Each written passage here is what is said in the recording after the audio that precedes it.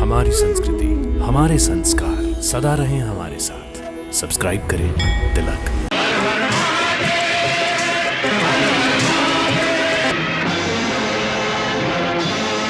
हम तो महाराज सुग्रीव को उनके वचन भंग करने की याद दिलाने आए हैं। यदि गुरु को इतना ही ज्ञान होता है तो होने से पहले उसका उपचार क्यों नहीं कर लेते? अचानक जैसे एक बिजली गिरी और एक ही रात में सब कुछ हो गया। यदि गुरु को उसका पता होता तो गुरु क्या कर लेते? लक्ष्मण ने मारा बाण, रथ सहित धरा पर आए गिरा।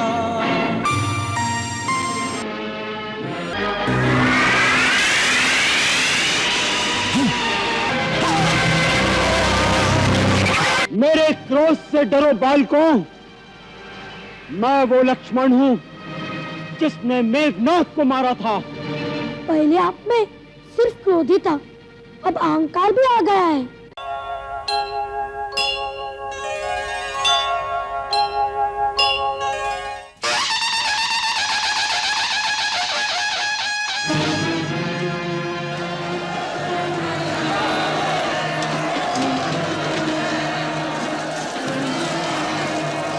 सबसे पहले अपने भाई अतिकाय के हंता लक्ष्मण को यमलोक पहुंचाने आया हूँ।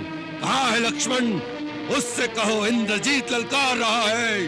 आज्ञा दीजिए भैया, आज मेघनाथ नहीं या लक्ष्मण नहीं। शांत शांत लक्ष्मण। शांत रहने का अवसर नहीं है भैया। वो बड़ा विकट योद्धा है, लड़ते लड़ते थोड़ा थक जाए तब सामने जाओ श्रेष्ठ वीर। जाओ वीरवर, विजयी हो।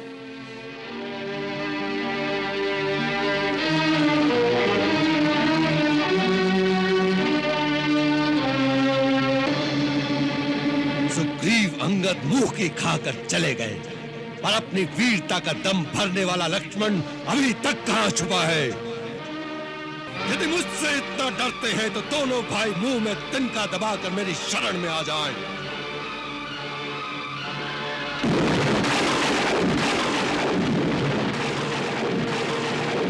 हे गरजने वाले मेघ, लक्ष्मण आ गया है तुझे भी तेरे भाई अतिकाय के पास पहुंचाने के लिए।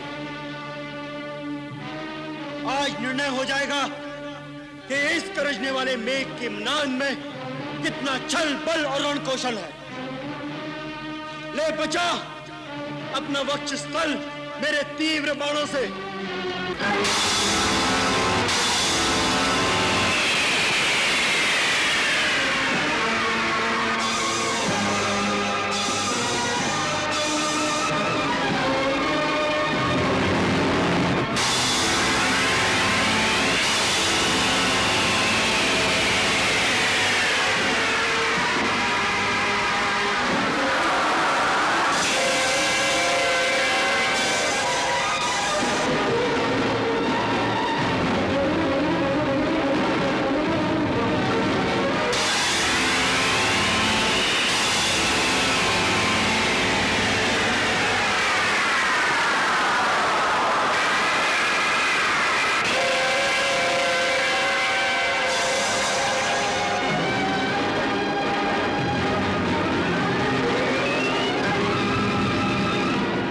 संत्रासक सैकड़ों का संहार करता हुआ तेरा नाश करेगा।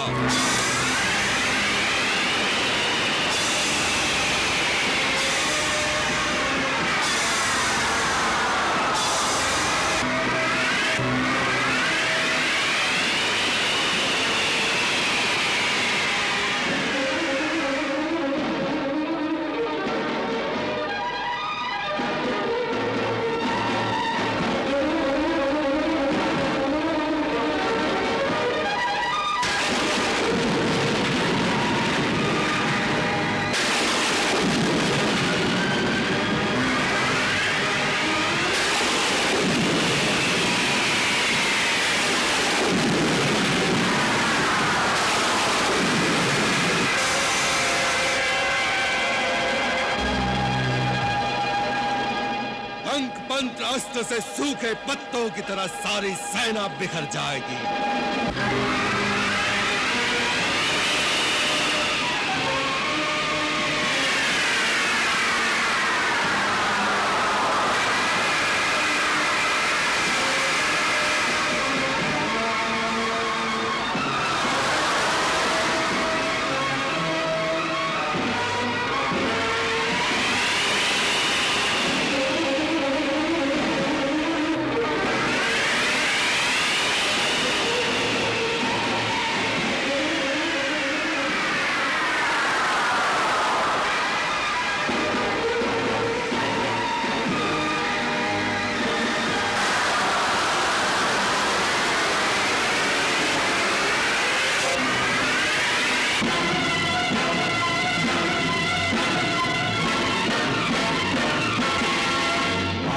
शर से मेरे अस्त्रों का अंत कर रहा है।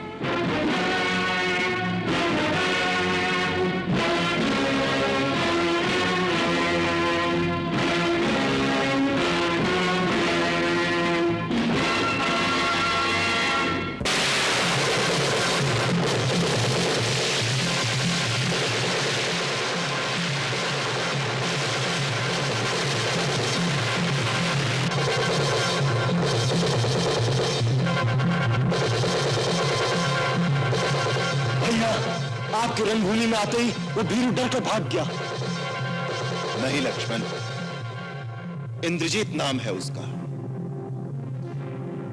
उसके शौर्य की महत्वाकांक्षा की महिमा महाराज विभीषण से सुनकर भी ऐसी भ्रांत धारणा कर रहे हो उस योद्धा के लिए। तीरन से काटे तीरन को, तीरन पे तीर चलावे। हर हर महादेव, हर हर महादेव।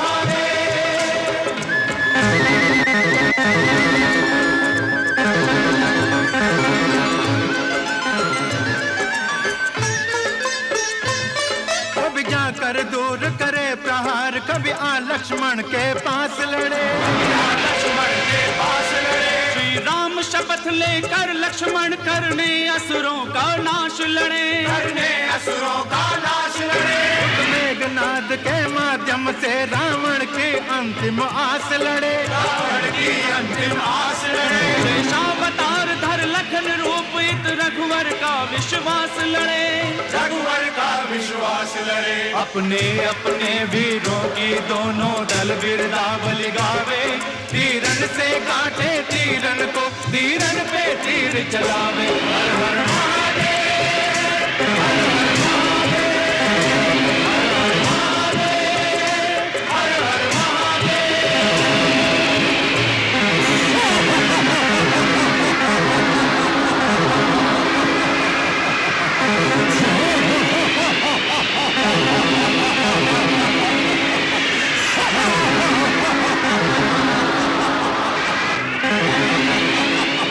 लक्ष्मण, आज का युद्ध तेरा मेरा अंतिम युद्ध होगा।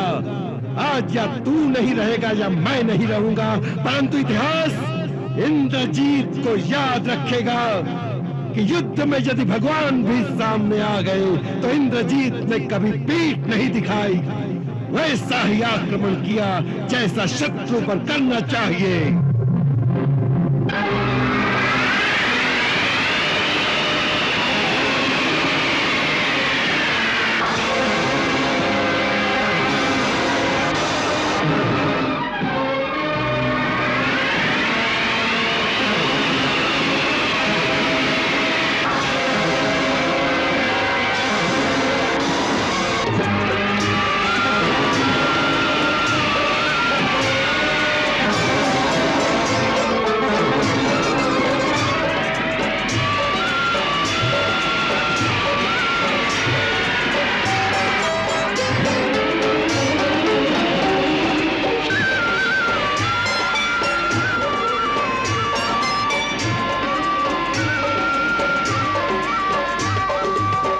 खिलाया खेल के अब ये खेल यही पर्याप्त हो।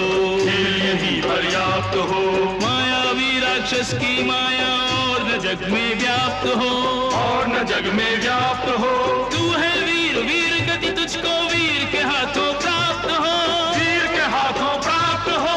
मेघनाद अब तेरी जीवन लीला यही समाप्त हो। लीला यही समाप्त हो। यदि मैं श्री राम का अनन्य सेवक हूं तो तुम्हें श्री राम की ही आन है कि अब मेघनाद का मस्तक काटकर ही वापस आना। लक्ष्मण, यदि तुझे श्री राम की आन है तो इंद्रजीत को अपने देश की आन है। इंद्रजीत के जीते जी इस देश पर शत्रु की विजय पताका कभी नहीं फैला सकती। कभी नहीं, कभी नहीं, कभी नहीं, कभी नहीं, कभी नहीं।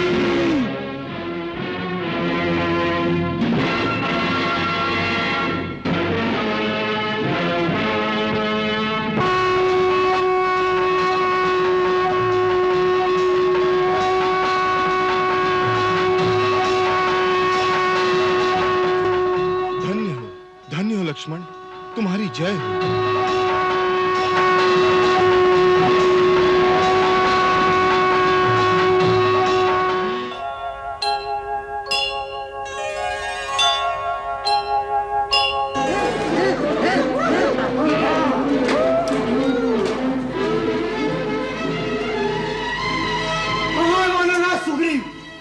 उनसे कहो श्री राम का संदेश लेकर उनका अनुज लक्ष्मण आया है।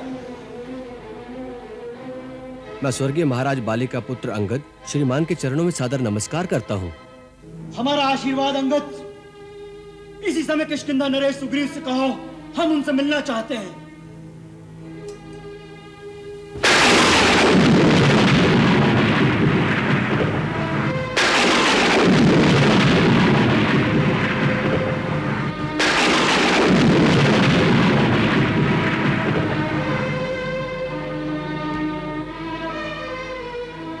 आज्ञा का पालन होगा आर्य श्रेष्ठ।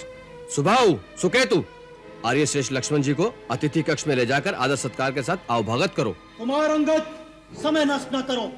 हम यहाँ अपना आदर सत्कार कराने नहीं आए हैं। हम यहाँ महाराज सुग्रीव से मिलने आए हैं। उनसे हम इसी वक्त मिलना चाहते हैं। सुस्वागतम वीरवर। रघुकुल की तेजस्विता को तारा का शत शत नमन। आप बड़ी हैं, सम्मानीय, आदर्श रमणीय। नमन तो मुझे करना चाहिए। मेरा नमस्कार। इस सम्मान के लिए धन्यवाद। आप बाहर क्यों खड़े हैं? आइए, पधारिए, राजभवन में चलिए।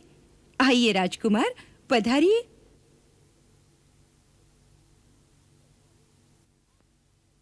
आइए, पधारिए। आपके आगमन से किष्किंधा नगरी का राजमहल ही नहीं, सारी धरती पावन हो गई है। विराजमान होइए। हम अपने पूज्यवर भैया श्री रामचंद्र जी के दूत बनकर आए हैं। हम महाराज सुग्रीव से इसी समय मिलना चाहते हैं। अवश्य, परंतु पद की थकान उतारिए, शांत चित्त हो जाइए। हनुमान, सुग्रीव सभी आपकी सेवा में उपस्थित हो जाएंगे। कजरी। जी महारानी जी। चरणों में अर्घ्य देने के लिए जल लाओ। नहीं महादेवी, इस साडंबर की कोई आवश्यकता नहीं। जिस विनम्र चतुराई से आप हमें बहलाने का प्रयास कर रही हैं, हम उसकी सराहना करते हैं। परंतु हम महाराज सुग्रीव से मिलने में एक पल की भी देरी करेंगे तो अपने पूज्यपाद भैया श्री रामचंद्र की आज्ञा का उल्लंघन करने के अपराधी होंगे। राजकुमार, आप बड़े आवेश में हैं, परंतु आपके इस क्रोध का कारण क्या है? किसमें इतना साहस है जो आपकी या श्री राम की अवज्ञा करके अपने विनाश का आवाहन करे? देवी तारा, आप पूज्य हैं, आप स्त्री हैं। अपना मंतव्य हम आपके सामने प्रकट नहीं कर सकते। क्या महाराज सुग्रीव हमसे मिलना नहीं चाहते? क्या वो हमारे सामने नहीं आना चाहते? ये बात नहीं वीरवर। महाराज सुग्रीव आपके अपराधी हैं, आपसे लज्जित भी हैं, परंतु वे आपके दर्शन के अभिलाषी भी हैं। इस समय वे आपकी प्रतीक्षा कर रहे हैं। चलिए पधारिए, आइए।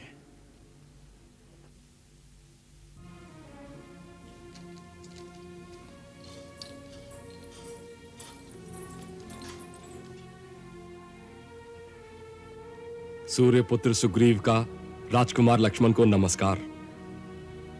महाराज सुग्रीव को दशरथ नंदन श्री राम के दूत लक्ष्मण का अभिवादन। राजकुमार, आसन ग्रहण कीजिए। क्षमा करें, दूत का काम स्वामी का संदेश पहुंचाना है, शिष्टाचार में पढ़ना नहीं। महाराज सुग्रीव, आप हमारी बात सुने। भैया लक्ष्मण, आपने अर्घ ग्रहण नहीं किया, क्या आसन भी ग्रहण नहीं करेंगे? हनुमान जी, ना हम आसन ग्रहण करने आए हैं, ना यहाँ विश्राम करने आए हैं। हम तो महाराज सुग्रीव को उनके वचन भंग करने की याद दिलाने आए हैं। अपना स्वार्थ सिद्ध करने वाले कृतघ्न मित्र द्रोही के लिए ब्रह्मा जी ने कहा है, गौधने चैव सुरापे चा चौरे भग्न वृत्ते तथा निष्कृति वहिता सद्भि कृतघ्ने नास्ति निष्कृति। गौ हत्यारे, सुरापान करने वाले, चोर और व्रत भंग करने वालों के लिए सत्पुरुषों ने प्रायश्चित का विधान किया है, किंतु कृतघ्न के उद्धार का कोई उपाय नहीं, उसका कोई प्रायश्चित भी नहीं। मिथ्यावादी और स्वार्थी महाराज सुग्रीव, श्री राम प्रभु के पराक्रम के प्रताप से आपके सारे मनोरथ सिद्ध हो गए। राज वैभव और स्त्री सुख सब कुछ पाकर आप भोग विलास में लिप्त हो गए हैं। क्या आप समझते हैं आपकी सहायता पर हम निर्भर हैं? न भूलिए वानर राज कि जो अमोघ बाण पृथ्वी के सबसे महाबली पराक्रमी बाली को सुरपुर भेज सकता था, वो बाण श्री रामचंद्र के तुनीर में अब भी है। और जिस मार्ग से बाली परलोक गया है, वो मार्ग आज भी बंद नहीं हुआ।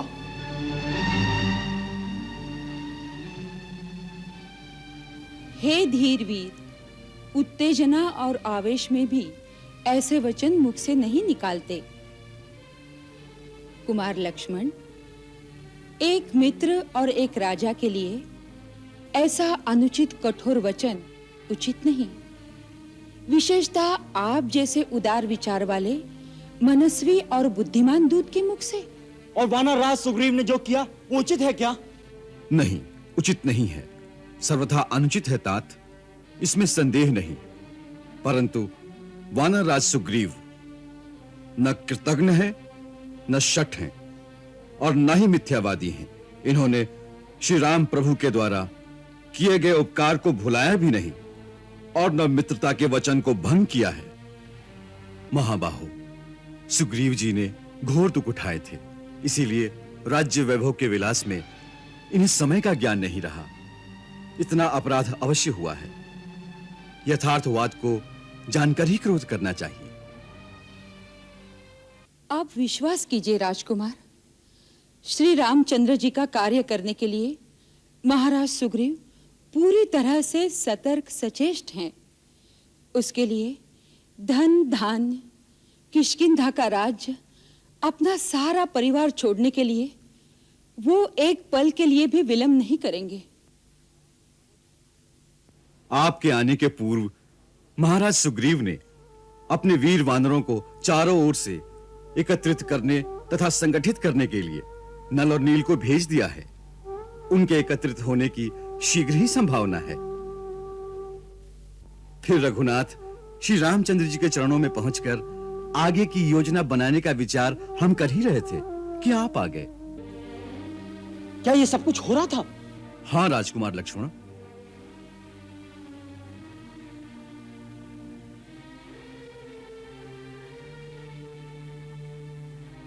मेरे उग्र स्वभाव के कारण क्रोधवश जो मैं अनुचित वचन कह गया हूं, उसके लिए मुझे क्षमा करें वानर राज।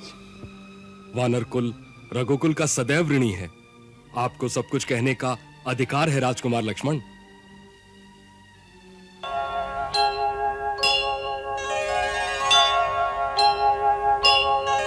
यह समय ज्ञान और दर्शन का नहीं, संवेदना का है।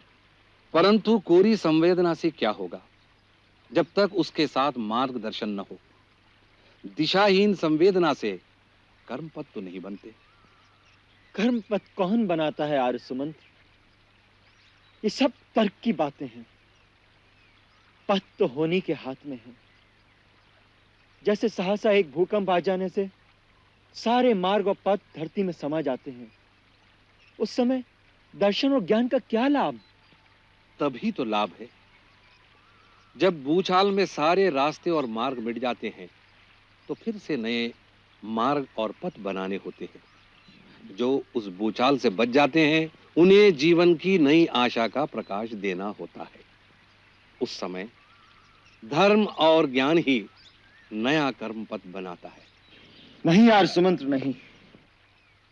जब होनी का भूचाल आता है तो ज्ञान और धर्म सब रखा रह जाता है।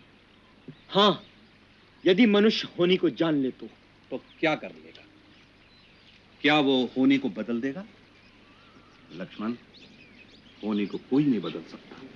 सबको होनी के आगे अपना मस्तक झुकाना पड़ता है। ठीक है, मैं भी यही कहता हूं कि होनी के आगे चुपचाप सर झुका देना चाहिए। और सर झुकाकर सारा जीवन वहीं बैठे रहना चाहिए। भूचाल के पश्चात मनुष्य किसी दिशा में, किसी रास्ते पर तो चलेगा। यहीं पर उसे शास्त्र और दर्शन की आवश्यकता पड़ती है, जो उसे यह बताए कि इस अवस्था में उसका धर्म क्या है और उसका रास्ता किधर है। परंतु वह रास्ता सोचने की सुध किसमें होगी? होने की चोट इतनी अकस्मात और कठोर होती है कि मनुष्य का होश स्थिर नहीं रहता। या तो वो जड़वत हो जाता है या पागल। तभी तो गुरु की आवश्यकता है, क्योंकि गुरु न तो बेहोश होता है न पागल होता है। गुरु का ज्ञान हर अवस्था में स्थिर रहता है। यदि गुरु को इतना ही ज्ञान होता है तो होने से पहले उसका उपचार क्यों नहीं कर लेते? भाभी के वन जाने से एक दिन पहले तक यह जीवन सुख और स्मृति से भरा हुआ था। फिर अचानक जैसे एक बिजली गिरी और एक ही रात में सब कुछ हो गया। यदि गुरु को उसका पता होता तो गुरु क्या कर लेते? यही तो मैं पूछ रहा हूं। लक्ष्मण, जिन्हें पता होता है वो होनी के मामले में हस्तक्षेप नहीं करते। आप तो ऐसे कह रहे हैं जैसे किसी को इसका पता था। हाँ, था। पता था? किसे? गुरुदेव को। गुरुदेव को? हाँ, जब श्री राम को वनवास हुआ गुरुदेव को पता था। सीता को वनवास होगा वो भी गुरुदेव को पता था। स्वयं स्वर्गवासी महाराज दशरथ भी इन घटनाओं को जानते थे। क्या पिताश्री जानते थे? कि क्या कह रहे हैं आप? आपको इसका ज्ञान कैसे? क्योंकि जब महाराज दशरथ को यह बताया गया था तो उस समय मैं भी वहां उपस्थित था। कहां पर? गुरुदेव महर्षि वशिष्ठ के आश्रम में। तत्पश्चात महाराज दशरथ ने मुझे शपथ देकर कहा था कि ये बात राम, लक्ष्मण, भरत, शत्रुघ्न को कभी न कहना। इसीलिए आज तक मैंने ये बात सदा गोपनीय रखी थी। ऐसी विचित्र बात सुनकर मन में कई प्रकार के प्रश्न उठते हैं। यदि आपको ये सब पता है तो फिर भी हम इस प्रकार दुखी क्यों होते हैं? तुम्हारे वनवास जाने पर मैं इतना विवल क्यों हो गया था? ऐसे ऐसे कई प्रश्न मेरे मन में भी उठते हैं, पर उनका उत्तर मुझे नहीं मिलता।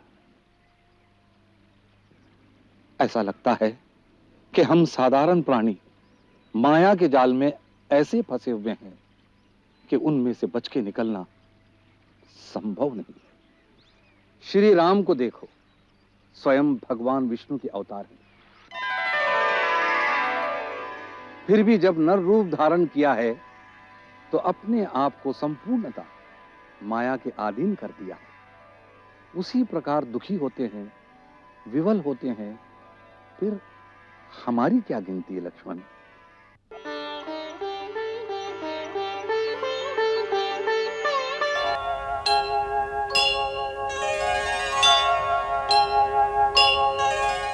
आप हमें सैन्य बल के साथ शत्रु पर टूट पड़ने की आज्ञा दीजिए पिताश्री।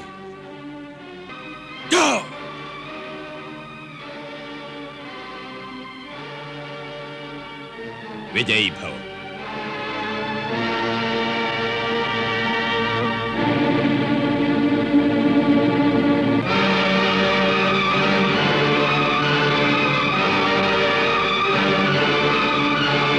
कहां लक्ष्मण?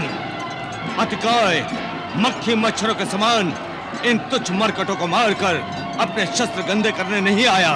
मेरा संदेश लक्ष्मण को सुना दो। आज अतिकाय उसे ललकार रहा है। जो आज्ञा। यदि शत्राणी का दूध पिया है तो लक्ष्मण सामने आए। भैया, मुझे आज्ञा दीजिए। अतिकाय की ललकार सुनने के बाद एक पल भी रुकना कायरता होगी। जाओ दूत, अपने स्वामी से जाकर कह दो कि अतिकाय की शिराओं में खौलते हुए रक्त का उबाल ठंडा करने लक्ष्मण अवश्य आएगा।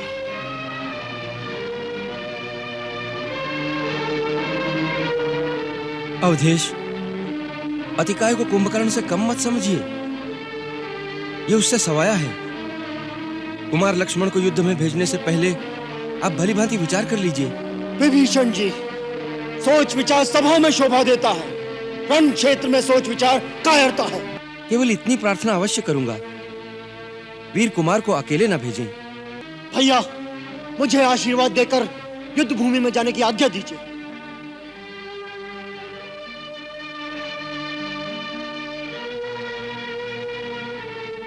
विजयी हो, रघुकुल की कीर्ति को उज्जवल करो आर्य श्रेष्ठ।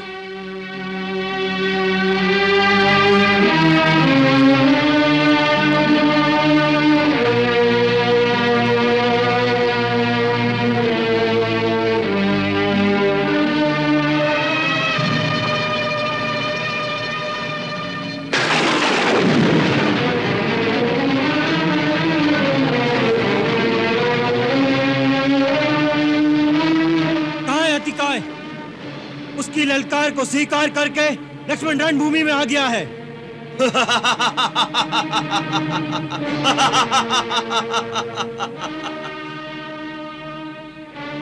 तो तू है लक्ष्मण। दूध के दांत अभी टूटे नहीं और तू लोहा चबाने की लालसा रखता है। छत्राणी माँ के दूध वाले दांतों की शक्ति को तूने अभी देखा नहीं। क्या तू ही अतिकाय है?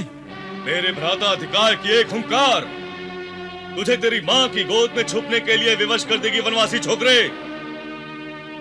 पहले दारुक से तो दो दो हाथ कर ले। दारुक?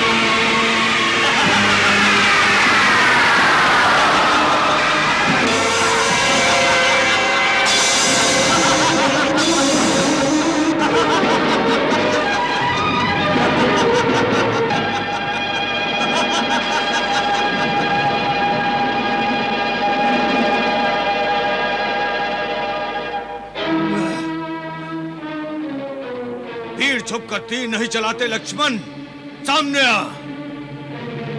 मैं तो तुझसे ही टक्कर लेने आ रहा था अहंकारी अतिकाय।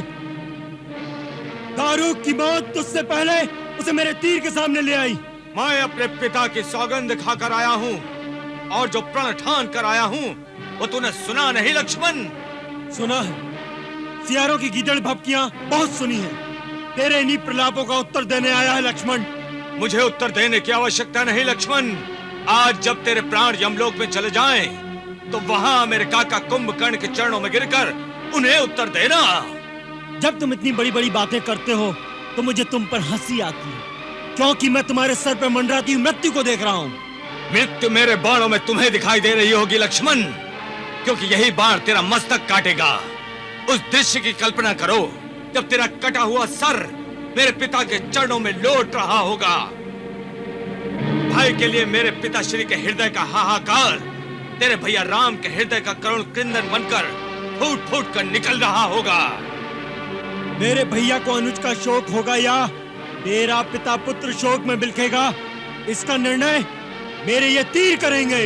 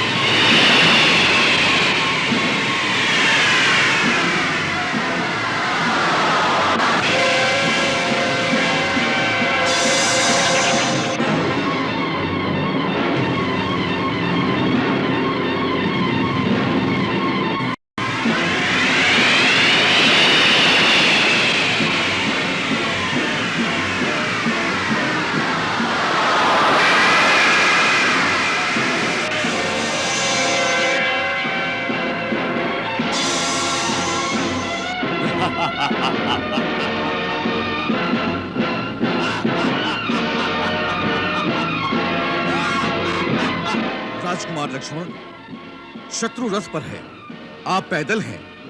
ये बराबरी का युद्ध नहीं। आप मेरे कंधे पर बैठकर युद्ध करें। नहीं हनुमान जी, लक्ष्मण के लिए ये सारी पृथ्वी एक रथ के समान है। आप चिंता ना करें।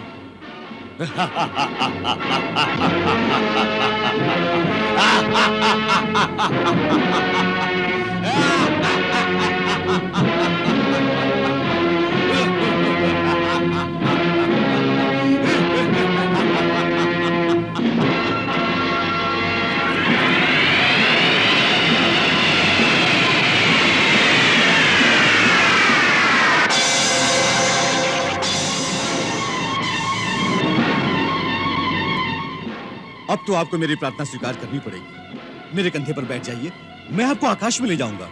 हनुमान जी, विलंब न करो भैया, ये मायावी है, अवसर से लाभ उठा लेगा। निसंकोच मेरे कंधे पर बैठकर इस मायावी से युद्ध करो।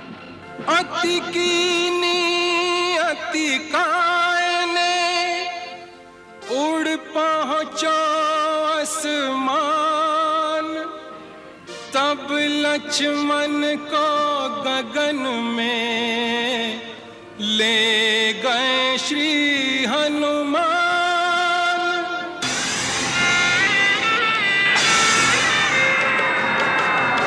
लक्ष्मण के तीर पे तीर चले, नहीं हो तो प्रभाव प्रहारन को, नहीं हो तो प्रभाव प्रहारन को।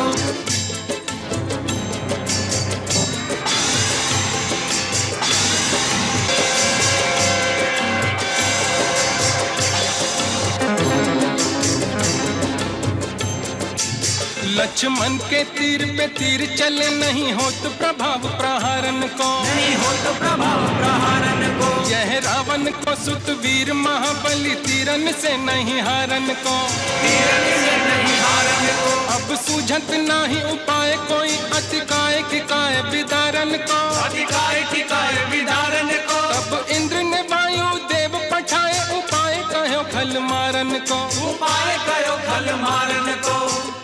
तब इंद्र ने वायु देव पठाए, उपाय कहो खल मार। प्रणाम पिताजी, दीर्घजीवी भव।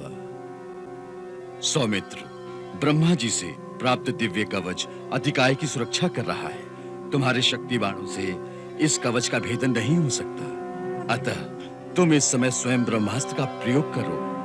केवल ब्रह्मास्त्र से ही महाबली अतिकाय का वध हो सकता है।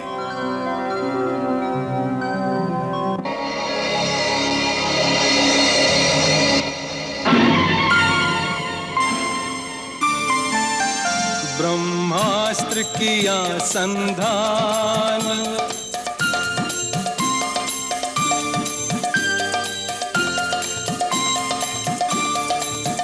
लक्ष्मण ने मारा बाण।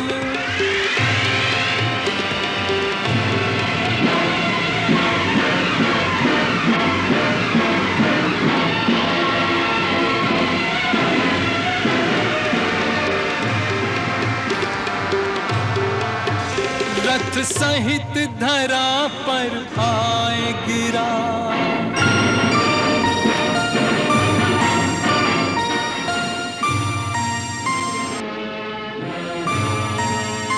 अतिकाय ने तज दिए प्राण, अतिकाय ने तज दिए प्राण।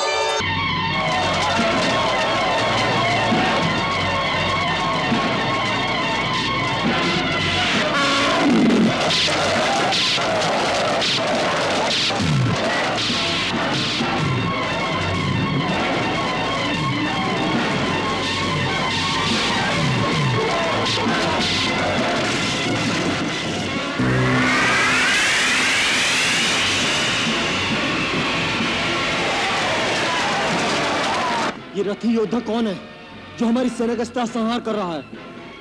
ये रावण का पराक्रमी पुत्र प्रहस्त है। इसे यदि न रोका गया तो ये सारी सेना का विनाश करने की शक्ति रखता है।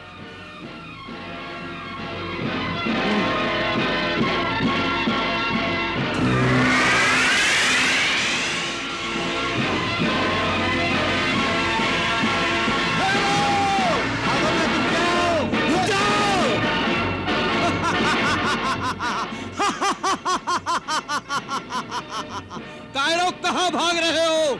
इसी शक्ति के भरोसे लड़ने आए थे।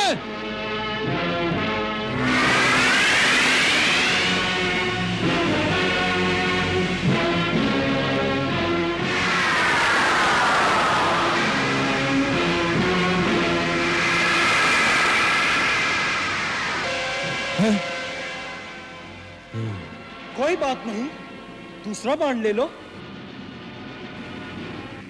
अच्छा हुआ तुम आ गए। मैं तुम्हारी ही प्रतीक्षा कर रहा था, इसीलिए तुम्हारी इस वानर सेना को इतना त्रास दे रहा था, ताकि तुम दोनों भाई उनकी रक्षा के लिए स्वयं आ जाओ, जिससे तुम दोनों को एक साथ मारना मेरे लिए आसान हो जाएगा। तुम्हारा दूसरा भाई कहां है? उसे भी बुला लो। मैं महाराज रावण का पुत्र प्रहस्त तुम्हें बिना आज्ञा के लंका में आने के लिए दंड देना चाहता हूं। हे न्यायाधीश, एक एक भाई को अलग अलग दंड देना ही उचित रहेगा। पहले छोटे भाई से तो निपट लीजिए, फिर यदि जीवित रहे तो बड़े भाई के भी दर्शन हो जाएंगे।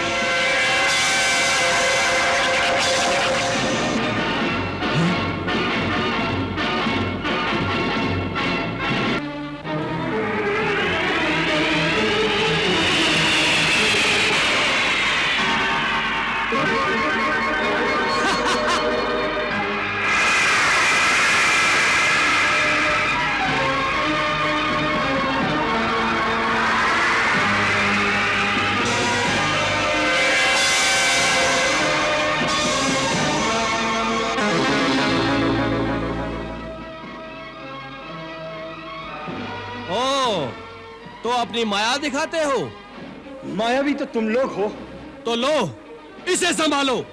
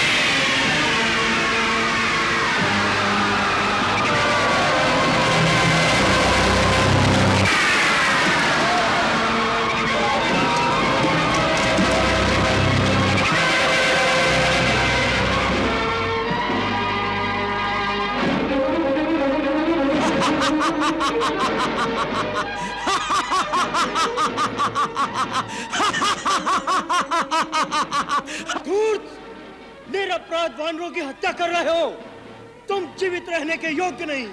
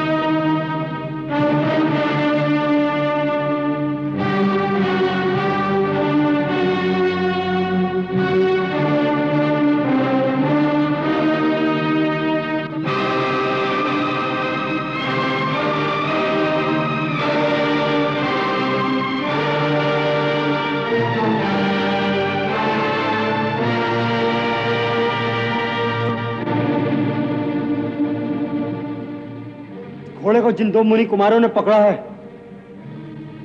उन्हें हमारे सामने उपस्थित करो। कहाँ है वो? श्रीमान, आपको क्या हम मुनि कुमारों जैसे नहीं दिखते?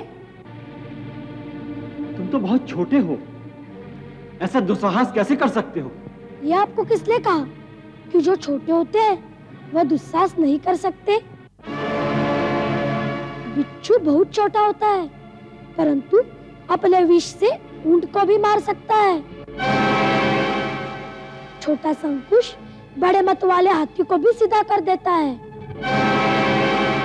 और छोटा सा मंत्र भगवान को वश में कर लेता है। बहुत अनर्गल बातें करते हो। हम जो पूछते हैं उसका उत्तर दो। पहले आप हमारे प्रश्न का उत्तर दीजिए। क्या आप अयोध्या के महाराज राम हैं? नहीं, मैं उनका छोटा भाई लक्ष्मण हूँ। भैया, फिर धोखा हो गया। क्या आपके महाराज राम हमारे सामने आने से डरते हैं? क्या बकवास करते हो? क्रोध न करे श्रीमान, क्रोध से ज्ञान नाश होता है, और ज्ञान का नाश होने से बुद्धि भटक जाती है, और बुद्धि के भटकने से मनुष्य का पतन हो जाता है। मैं यहाँ ऋषि मुनियों का प्रवचन सुनने नहीं आया हूँ। मुनियों के पास आएंगे तो उपदेश ही मिलेगा, उससे आपका हित भी होगा। मेरे हित की चिंता मत करो। मैं कहता हूँ उन दोनों अपराधियों को मेरे सामने उपस्थित करो, जिन्होंने हमारे महाराज के यज्ञ का घोड़ा पकड़ने का दुस्साहस किया है। मैं उन्हें दंड देने आया हूँ। दोनों अपराधी आपकी सेवा में उपस्थित हैं। आप दंड निर्धारित कीजिए।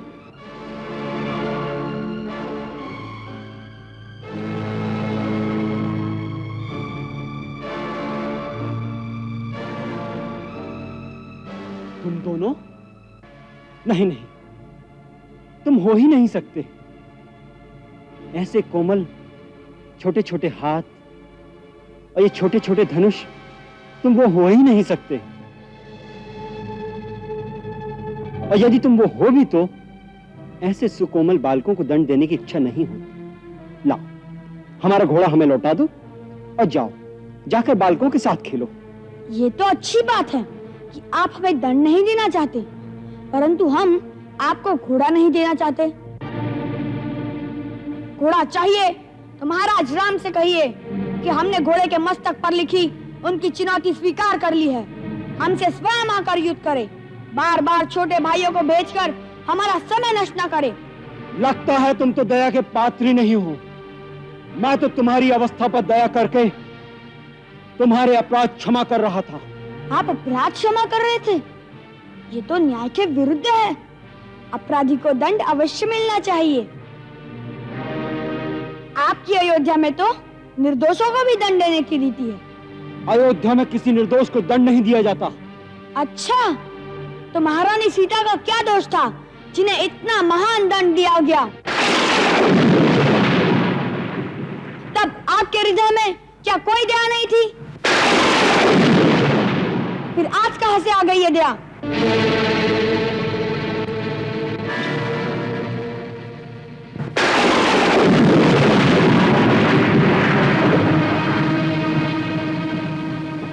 कौन हो तुम लोग? अपराधी जिन्होंने अयोध्यापति के यज्ञ का घोड़ा पकड़ने का दुस्साहस किया है। यदि हमें दंड देने की इतनी इच्छा है तो अपने मन की आकांक्षा पूरी कर लीजिए, अन्यथा आराम से वापस चले जाइए। हमें आपसे कोई काम नहीं है। हमें तो केवल महाराज राम से बात करनी है। आप हमारा समय नष्ट न करें।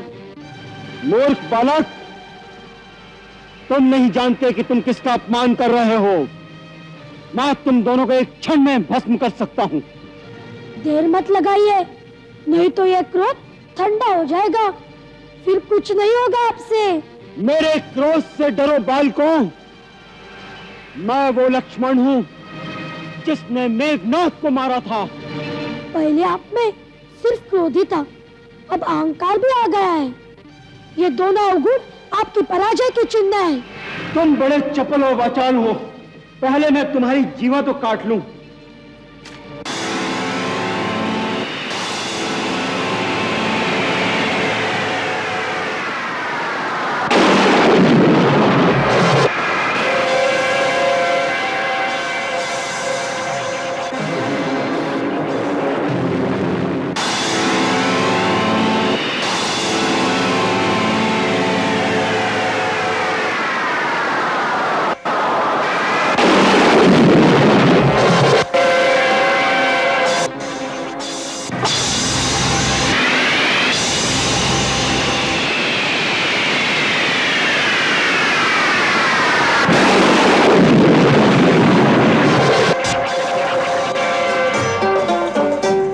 संग्राम, छिड़ा संग्राम, छिड़ा संग्राम, छिड़ा संग्राम। वीर तो केवल युद्ध ही जाने, ना जाने परिणाम। छिड़ा संग्राम, छिड़ा संग्राम। अतुलित बलशाली लक्ष्मण बलवीर है, लव कुश के तरकश में अक्षुण तीर है। लक्ष्मण लव कुश रघुकुल की संतान है, पर अपने संबंधों से अनजान है। तीर न देखे रिश्ते नाते, करते अपना काम। छिड़ा संग्राम, छिड़ा संग्राम, छिड़ा संग्राम, छिड़ा संग्राम।